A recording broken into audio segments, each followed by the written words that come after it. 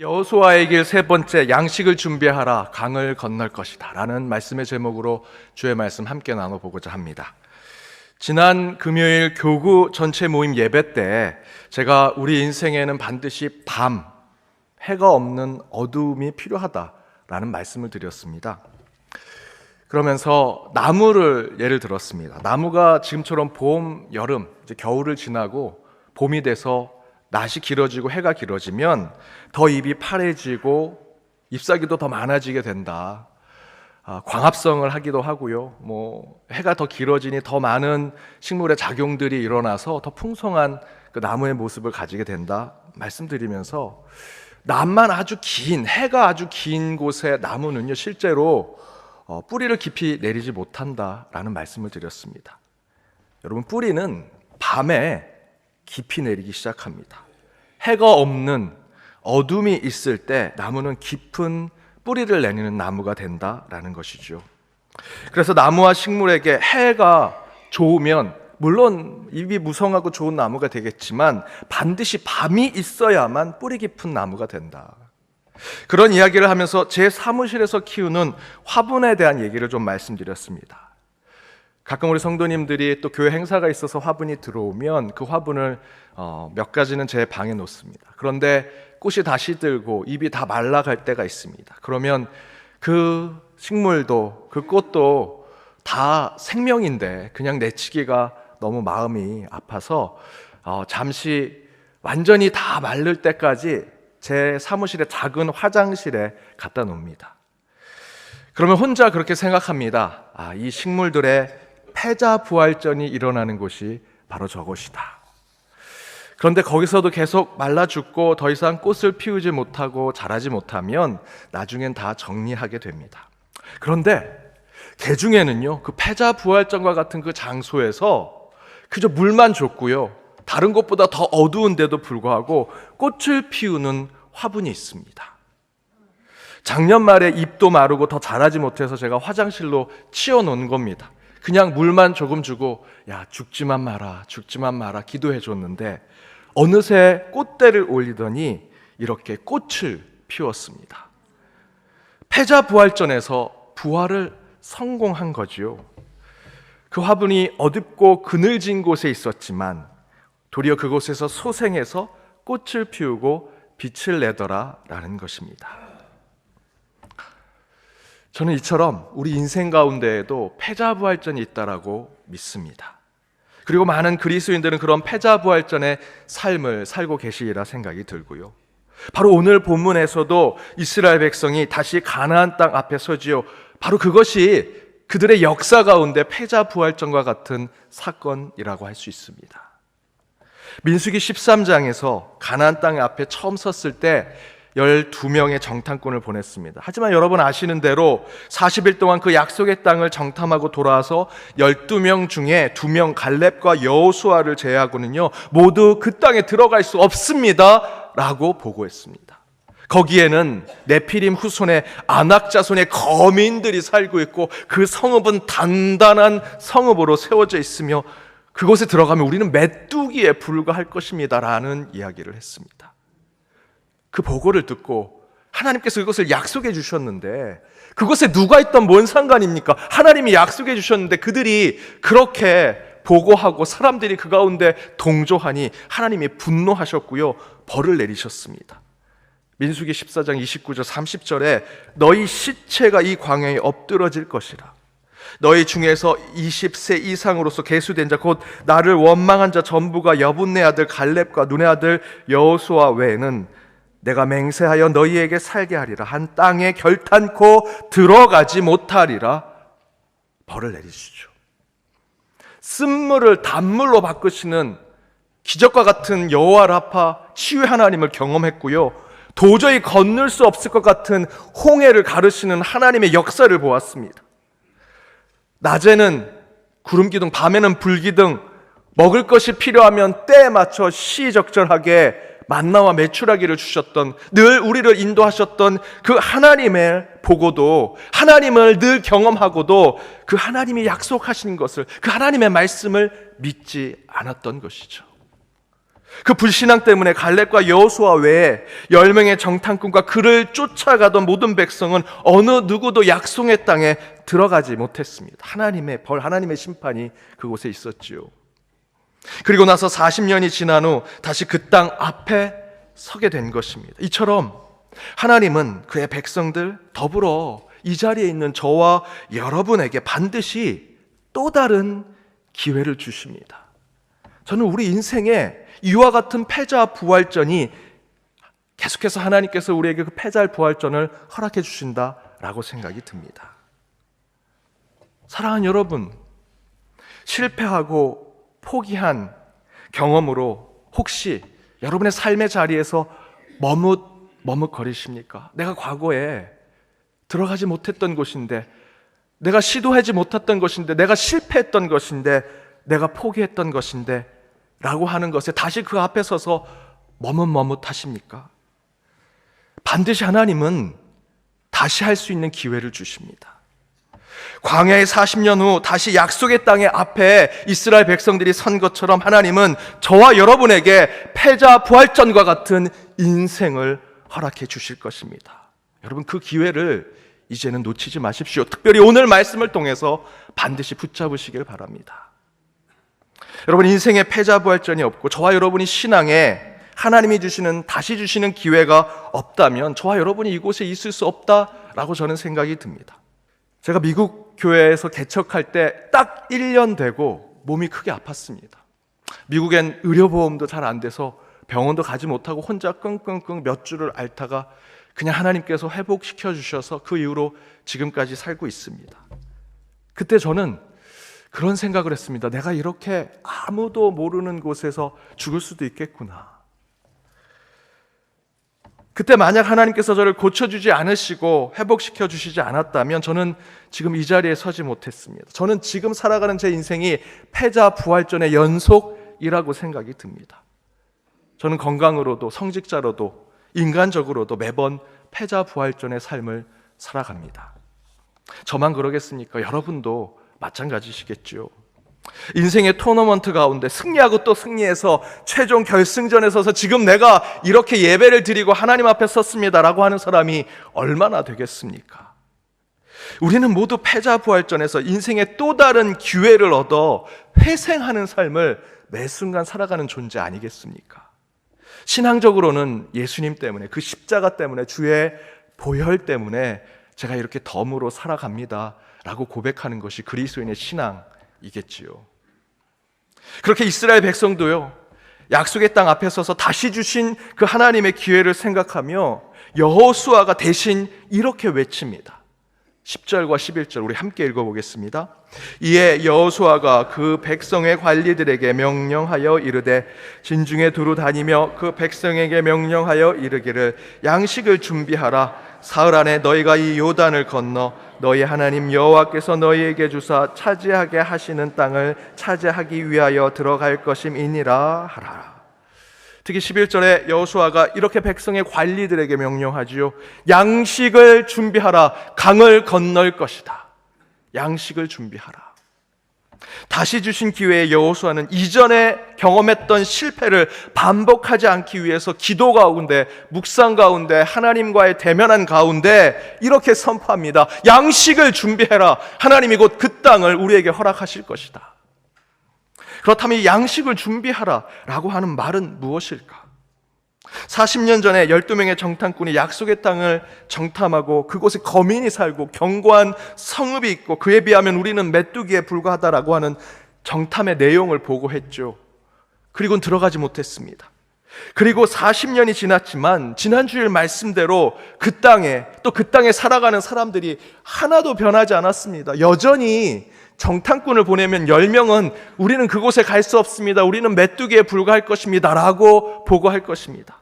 그런데 더 중요하게 변하지 않는 것이 있었다고 말씀드렸죠. 하나님도 여전히 그 땅이 너희의 땅이다, 그 땅에 들어가라 라고 하신 하나님의 약속도 40년 동안 전혀 변하지 않았다 말씀드렸습니다. 그렇다면 이스라엘 백성은 무엇을 해야 되겠습니까? 다시 주어진 기회, 패자 부활전 앞에 전에 했던 실패를 반복해서는 안 되겠죠. 들어가야죠. 주님이 주신 그 땅을 향해 나아가야 합니다. 왜? 하나님의 약속이기 때문에 변하지 아니하시고 신실하신 그 약속, 그것을 우리는 그대로 행하는 자들이기 때문입니다. 그래서 패자 부활전처럼 다시 기회가 오자 이스라엘 백성들에게 여호수아는 이렇게 얘기합니다. 양식을 준비해라. 양식을 준비해라. 세상적 기준으로 보면 한번 저희들이 무엇인가 시도하고 쳐들어가려고 했던, 전쟁을 하려고 했던 곳에서 실패했다면, 야, 우리가 무기가 부족한 거 아니냐, 군사가 부족한 거 아니냐, 전략과 지략이 부족한 거 아니냐, 그걸 더 준비하자라고 했겠지요. 그러나 여호수아는 전혀 다른 이야기를 합니다. 양식을 준비해라. 그렇다면 무기와 전략, 사람이 아닌 새로운 약속의 땅 앞에서 양식을 준비하라는 하나님의 뜻은 무엇일까? 그에 대한 신앙적인 메시지를 살펴보고 담대하게 거침없이 한 걸음 더 주께서 원하시는 땅으로, 그 시간으로 나가는 저와 여러분이 되기를 원합니다. 그 첫 번째, 내 양식을 준비하라라는 것입니다. 여러분 각자에게 주어진 양식, 여러분의 각자에게 주어진 영적인 주머니를 채우라라는 것입니다. 새로운 개척의 땅에 들어갈 때 우리는 먼저 내 자신을 영적으로 돌아보고 나를 지키는 믿음 가운데 새로운 시대, 새로운 신앙의 때를 준비하는 자들이 되어야 한다라는 것이죠. 요즘 한참 성경 필사로 열심을 내고 계시는 것을 알고 있습니다. 그런데 한 분이 이렇게 검수를 받아 가시는 그분들을 잠깐 보고는, 야, 이거 틀렸다, 너 가면은 검수 못 받겠다, 너 이거 글씨 너무 크다, 너 띄어쓰기 잘못했다, 참견하고 지적하시는 분이 그렇게 계십니다. 그렇게 지적하고 참견하는 그것을 듣고 주변에 있는 분들이 이렇게 얘기하십니다. 너 할 때 한번 보자. 그렇게 지적하는 게 접니다. 우리 가족 안에서. 제 아내가 제 아이들이 쓰면, 야, 그렇게 쓰면 틀려, 안 돼. 아내한테 계속 옆에서 말로 하다가 틀리도록 만듭니다. 그러면 안 되는데 참견합니다. 그러면 안 돼, 저러면 안 돼. 다들 제 가족들이 아빠 할 때 한번 봅시다. 나만 잘하면 되는데 내가 잘해야 되죠. 왜 참견하고 지적합니까? 남에게 이래라 저래라 할 필요 없습니다. 내가 잘 써야 하고요, 내가 바르게 써야만 통과될 수 있는 거죠. 지지난주까지 제가 영국, 유럽 종교개혁 탐방 갔다 왔습니다. 그래도 위임 목사인 제가 25분의 성도님들과 함께 가는 자리니 제가 좀 더 우리 함께 가신 분들 챙겨드려야겠다 생각을 했습니다. 그래서 매번 버스에 탈 때마다 가방 챙기셨습니까? 지갑 잃어버린 거 없습니까? 옆에 짝꿍 없으십니까?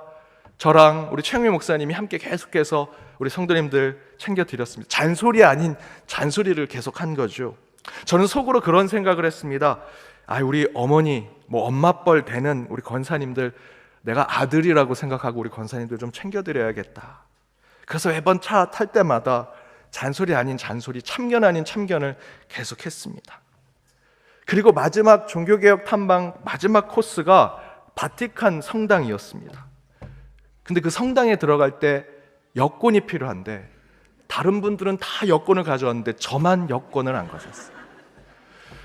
그래서 저만 남아가지고요, 다 들어가시고 저 혼자 여권이 없어서 어떻게 하나 하다가 그 스마트폰에 혹시 사진이 찍은 게 있으면 그거라도 봐주겠다 해서 그거 보여주고 들어갔습니다. 다들 로비에서 목사가 리드를 해야 되는데 목사를 잃어버리고 기다리시는데 제가 그곳을 찾아가는데 다들 제가 어머니 뻘로 생각하고 챙겨드렸던 그분이 덤벙덤벙대고 잃어버리는 아들로 저를 쳐다보시면서 불쌍하게 저를 기다리고 계셨습니다.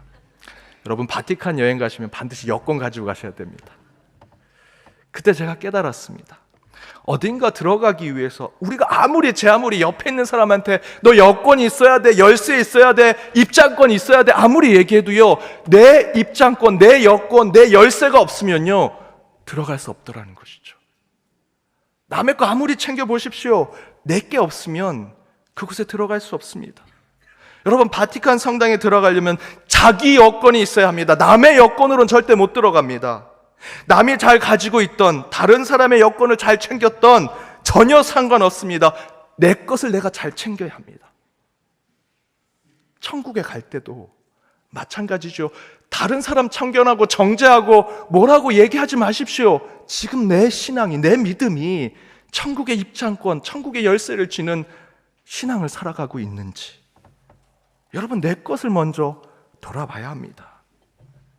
바로 여호수아가 하나님의 약속의 땅 앞에서 가장 먼저 양식을 준비하라 한 이유는요, 너의 양식을, 너의 영적인 주머니를 채우라 라고 이야기하는 것입니다.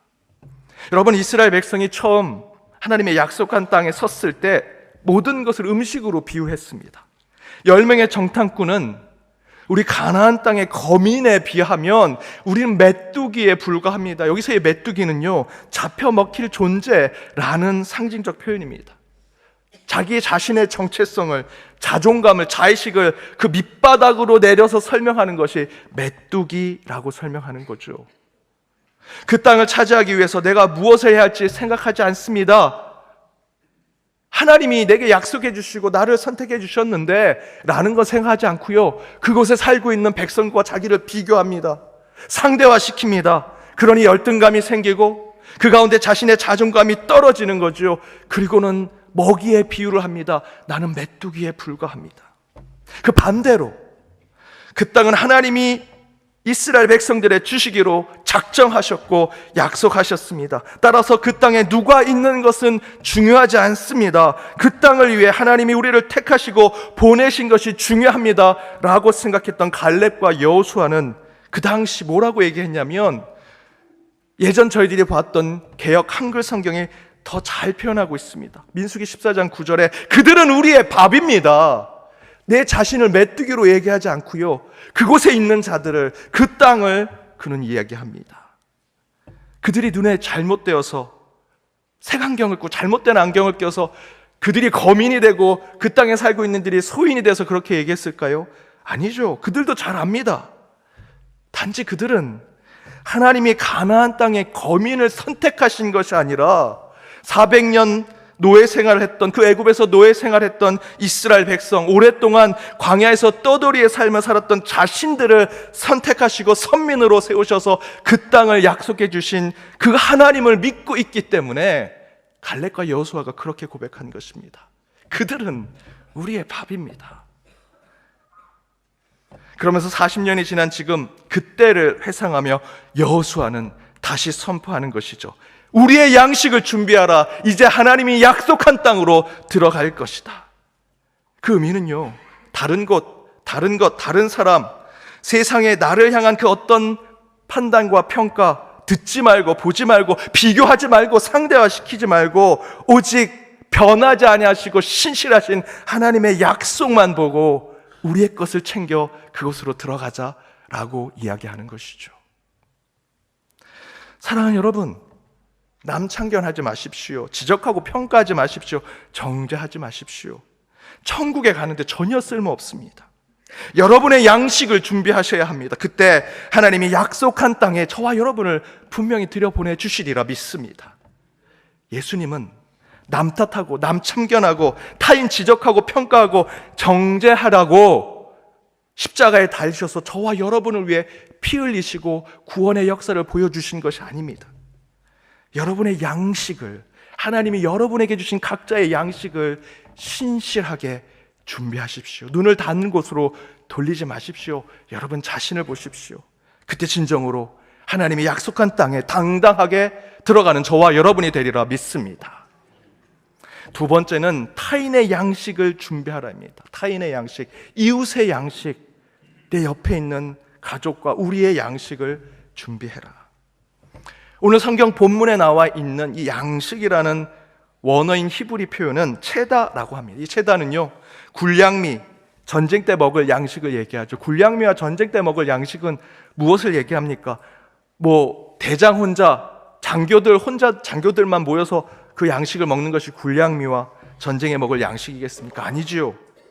모든 군인들이, 군사들이, 병사들이 함께 먹는 것이 굴량미요, 전투의 식량이라고 할 수 있습니다. 그것을 영적인 의미로 살펴본다면 첫 번째로 함께 앞에서 나눴던 양식의 의미처럼 먼저 나의 양식, 내 영적인 호주머니에 채우고 더불어 내 옆에 있는 전우들과 내 친구들과 내 가족들과 함께 먹을 양식을 또한 준비하라는 것이 하나님의 명령이라는 것입니다. 이에 고대 교부인 요하네스 크리소스토무스는 이런 얘기를 했습니다. 손을 내밀자.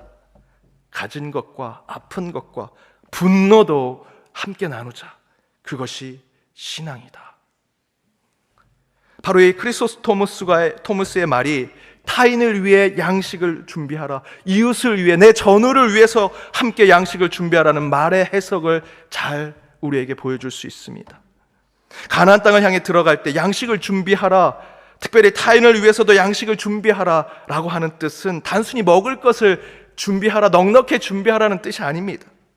요하네스 크리소스토무스의 말처럼 점령 전쟁을 앞두고 싸움을 앞두고 하나님께서 약속하신 그 떨리고 두려운 일들을 앞두고 우리의 민족, 우리의 전우들, 내 가족, 내 이웃을 위해 양식을 준비하라는 뜻은 이제 그들의 모든 것을 함께 나누고 함께 해야 한다라는 것입니다.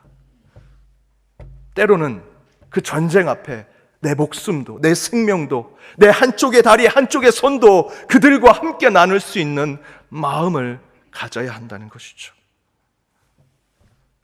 전우의 상처, 내 옆에 있는 친구의 분노도 함께 해야 하고요, 우리의 가족들, 내 민족의 눈물과 고통을 우리 모두의 것처럼 같이 해야 한다. 바로 그것이 강 건너기 전 이제 우리 모두 우리의 양식을 준비하라 하는 하나님의 명령이라는 것입니다.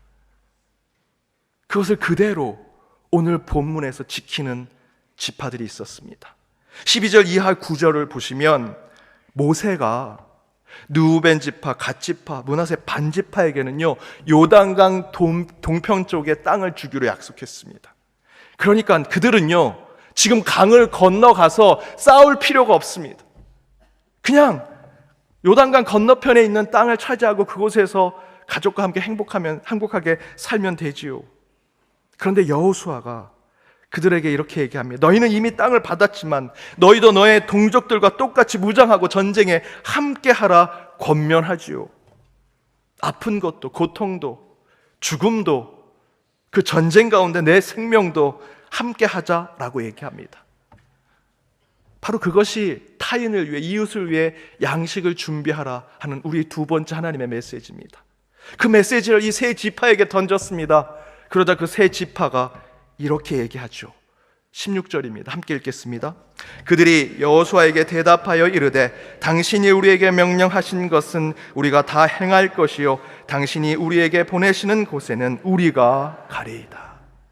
예, 우리의 땅은 평화로운 요단 동편에 있지만 우리도 우리와 함께 했던 나의 민족들과 나의 친구들과 나의 전우들과 강을 건너 함께 싸우겠습니다 라고 얘기하죠. 바로 이것이 타인을 위해 양식을 준비하라는 우리 신앙의 기초적인 말씀이라고 할 수 있습니다. 사랑하는 여러분, 신앙은 타인과 이웃의 아픔, 고통, 때로는 분노도 함께 나누는 것이 되어야 합니다. 내가 가진 것을 내 것이라 생각하지 아니하고 나누고 버리고 그 가운데 함께 하는 것, 내가 가진 생각, 내 고집, 때로는 내 판단도 내 것이 아니라고 생각하고 내려놓고 함께 생각하고 함께 공감하는 삶, 그게 신앙이라면 연동교회 성도 여러분 그 신앙을 지켜내셔야 합니다. 그때 하나님께서 저와 여러분을 그 강 너머 하나님이 계신 곳으로 불러주실 것입니다. 그렇게 그 참된 양식을 준비하여 나의 신앙뿐만 아니라 우리의 신앙까지 그 새로운 시대로 나아가는 담대함과 거침없는 신앙을 품어내는 저와 여러분이 되기를 주님의 이름으로 축복합니다.